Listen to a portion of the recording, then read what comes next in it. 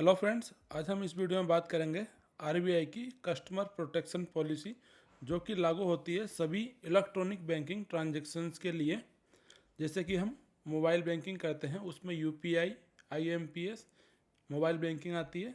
फिर इसके बाद जो हमारे डेबिट और क्रेडिट कार्ड हैं उनके द्वारा जब हम ऑफलाइन ट्रांजेक्शन करते हैं यानी कि एटीएम पर कोई पैसा विड्रॉल करते हैं या फिर ऑनलाइन शॉपिंग करते समय या ऑनलाइन ट्रांजेक्शन करते हैं, तो उन सब के केसेस में क्या होता है, कुछ लोग हमारे साथ फ्रॉड कर देते हैं और इस तरह से जो हमारा पैसे का लॉस हो जाता है यहाँ पर। तो इन्हीं सब ट्रांजेक्शन्स को डिफाइन करती है ये आरबीआई की कस्टमर प्रोटेक्शन पॉलिसी। इसमें दिया गया है किस तरह के जो फ्रॉड है अगर आपके साथ हो तो उसमें आपको जो क्लेम है उस पैसे का मिल सकता है। काफ़ी डिटेल में इस पॉलिसी के बारे में ये दिया गया है। जब आप ऑनलाइन ट्रांजेक्शन करते हैं या ऑफलाइन, तो अलग अलग तरह के लोग इसमें अलग अलग तरीक़ों से आपके साथ फ्रॉड कर सकते हैं और आपको जो है पैसे के तौर पर नुकसान हो सकता है। तो इन्हीं सब चीज़ों को हम डिस्कस करेंगे, किस तरह से आप जो फ्रॉड होने पर कितना क्लेम मिलेगा, फ्रॉड की जानकारी बैंक को कैसे दें, फिर क्या ज़रूरी कागज़ देने होंगे अगर आपको जो भी फ्रॉड आपके साथ हुआ है उसका क्लेम करना है बैंक से। तो चलिए जानते हैं डिटेल में इस वीडियो में। सबसे पहले बात करते हैं कि जो किस तरह के फ्रॉड होने पर आपको पूरा क्लेम मिलता है एज पर आरबीआई गाइडलाइन। तो सबसे पहले इसमें बैंक द्वारा अनदेखी किए जाने पर होने वाला फ्रॉड, यानी कि बैंक के लेवल पे अगर कोई नेग्लिजेंस या अनदेखी की जाती है किसी भी ट्रांजैक्शन को लेके या ऑनलाइन ट्रांजैक्शन को लेके, तो उस केस में आपको पूरा क्लेम मिलता है उस पर्टिकुलर ट्रांजैक्शन में फ्रॉड होने के कारण। अब जैसे इसमें हो सकता है कि आपने कोई कार्ड पर आपका फ्रॉड हुआ हो और उसमें फर्दर आपने बैंक को लिखा हो कि आपका कार्ड हॉट लिस्ट कर दिया जाए, लेकिन उसके बाद भी बैंक द्वारा वो क्रेडिट कार्ड या डेबिट कार्ड हॉट लिस्ट नहीं किया गया हो, तो उसके बाद अगर कोई फर्दर उसमें फ्रॉड होता है तो उसके लिए बैंक सीधे तौर पर जिम्मेदार होते हैं, क्योंकि उनके स्तर पर इसमें अनदेखी की गई है और सावधानी नहीं बरती गई है आपका क्रेडिट या डेबिट कार्ड हॉट लिस्ट करने के लिए। तो इस तरह के जो होने वाले फ्रॉड हैं वो इस कैटेगरी में आते हैं। इस पर आपको पूरा क्लेम मिलता है। इस पर्टिकुलर फ्रॉड को आपको बैंक को रिपोर्ट करने की ज़रूरत नहीं है, चाहे तो आप कर भी सकते हैं या नहीं भी कर सकते, उसके बाद भी आपको फुल क्लेम मिलता है आपके 100% अमाउंट का।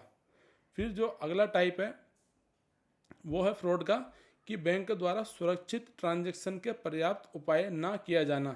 जैसे जो बैंक की वेबसाइट है या जो ऑनलाइन ट्रांजैक्शन आप करते हैं किसी बैंक के डेबिट क्रेडिट कार्ड से या मोबाइल या नेट बैंकिंग से, तो उस केस में अगर बैंक ने पर्याप्त सिक्योरिटी फीचर उसमें ऐड नहीं किए हैं एज पर आरबीआई गाइडलाइन, या उसमें एंटीवायरस ये सब अपडेट नहीं किए हैं, तो उस केस में अगर आपको कोई फ्रॉड होता है आपके साथ किसी पैसे का, तो बैंक उसके लिए पूरी तरह से जिम्मेदार होता है और इस केस में आपको 100% जो है क्लेम वो मिलता है। जो ये दो कैटेगरी हैं, 1 और 2, उस केस में आपको कस्टमर की जो लायबिलिटी है वो जीरो होती है, यानी कि फ्रॉड की पूरी राशि का क्लेम किया जा सकता है और इस राशि का जो पूरा क्लेम है वो बैंक द्वारा आपको दिया जाता है।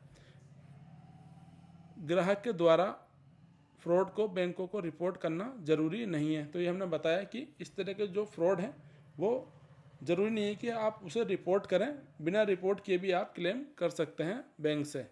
जो फ्रॉड है उसकी दूसरी कैटेगरी किस तरह से होती है, मान लीजिए जो कस्टमर है उसके लेवल पे भी कोई गलती नहीं है और ना ही नेग्लिजेंस है, और साथ में जो बैंक है उसके पार्ट पर भी कोई गलती नहीं है, यानी कि थर्ड पार्टी फ्रॉड कहलाते हैं। जैसे किसी ने आपकी जो बैंक की वेबसाइट है वो हैक कर ली, या आपका जो कार्ड है उसको क्लोन कर लिया, या आपका जो मोबाइल बैंकिंग है उसको हैक कर लिया।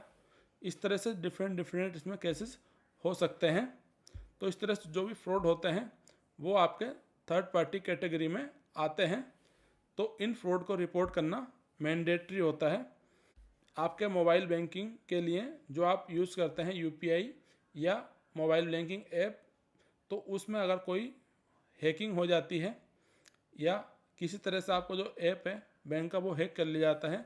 तो एक कैटेगरी ये हो जाती है। फिर दूसरा, जो अगर आप इंटरनेट बैंकिंग यूज़ करते हैं और या मोबाइल बैंकिंग यूज़ करते हैं, साथ ही ऑनलाइन जो आप शॉपिंग करते हैं, उस केस में अगर कोई फ्रॉड हो जाता है, यानी कि थर्ड पार्टी द्वारा अगर कोई आपको हैक कर लेता है आपके कार्ड की डिटेल, तो उस केस में ये दोनों कैटेगरी यहाँ पर होती हैं।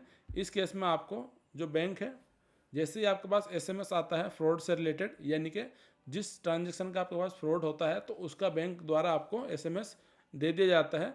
तो इस एसएमएस के रिसीव होने के 3 दिन के अंदर आपको इस फ्रॉड की रिपोर्टिंग जो पर्टिकुलर बैंक है आपका उसको कर देनी है, तभी इसमें आपको क्लेम मिलता है। अदरवाइज इसमें कोई भी क्लेम बैंक द्वारा आपको नहीं दिया जाता है। आपकी जानकारी के लिए बता दें कि जो भी बैंक्स होते हैं या जहाँ से भी आपने क्रेडिट डेबिट कार्ड लिया है, तो वो इन सब के लिए एक इंश्योरेंस पॉलिसी लेते हैं। तो उस इंश्योरेंस पॉलिसी के थ्रू आपको ये क्लेम मिलता है। फ्रॉड की जानकारी बैंक को कैसे दें? तो अलग अलग माध्यम है फ्रॉड की जानकारी बैंक को देने के लिए। जो फ्रॉड की आपको रिपोर्टिंग करनी है, तो सबसे पहले जो कस्टमर है उसको बैंक को फ्रॉड की जानकारी देनी है। इसमें अलग अलग माध्यम हो सकते हैं जानकारी देने के लिए।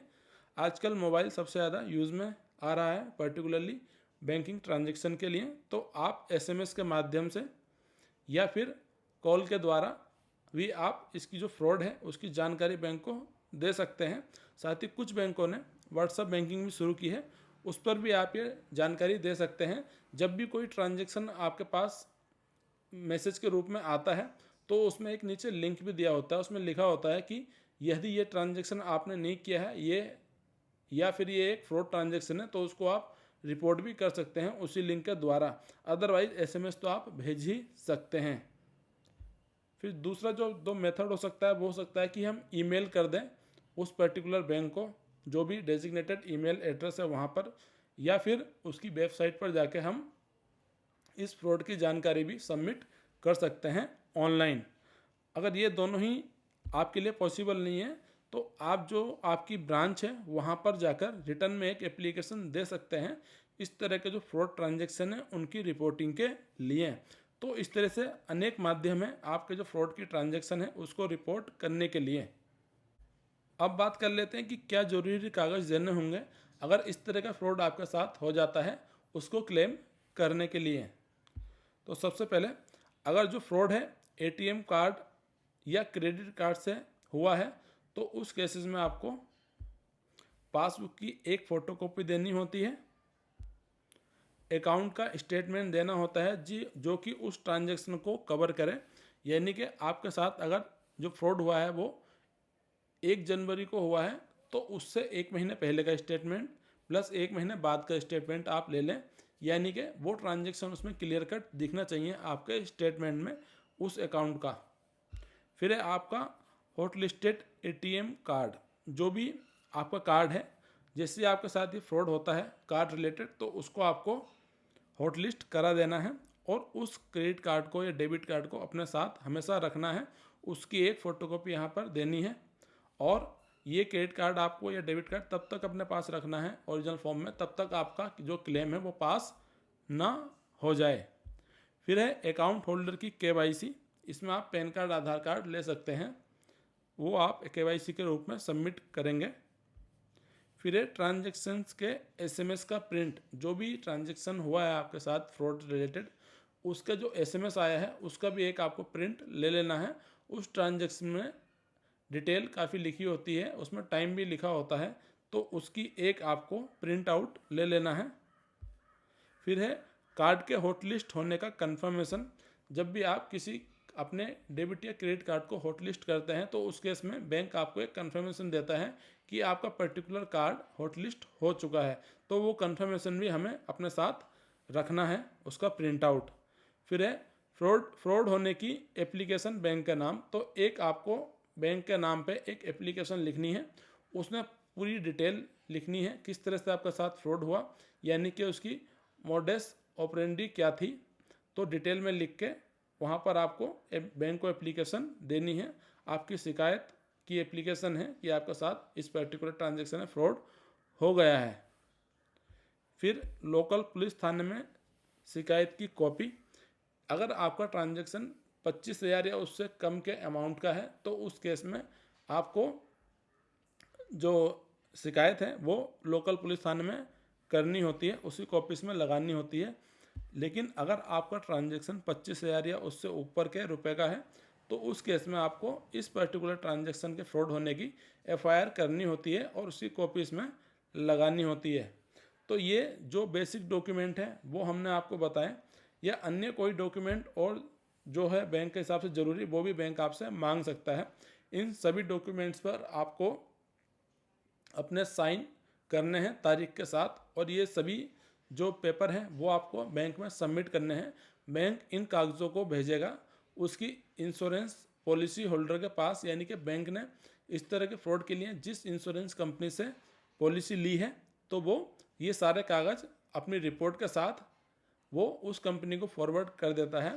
फिर वो कंपनी अपने हिसाब से उसकी जांच करती है और उस तरह से आपको जो क्लेम है वो आपके सीधे खाते में आ जाता है। इसमें आपको जो टाइम है वो करीब करीब 1 से 2 महीने तक भी लग सकते हैं, डिपेंडिंग अपॉन दी किस तरह का आपका फ्रॉड है और उसको पर्टिकुलर डायग्नोस करने में इंश्योरेंस कंपनी को या बैंक को कितना टाइम लगता है। लेकिन जो भी आप बैंक में इस तरह के कागज़ दें उनकी रिसीविंग ज़रूर लें, और करीब हर 10-12 दिन पर उसका जो स्टेटस है वो बैंक से लेता रहें। तो friends, thanks for watching this video. अगर ये वीडियो आपको पसंद आया तो उसको लाइक करें, शेयर करें, साथ ही हमारे चैनल को सब्सक्राइब भी करें।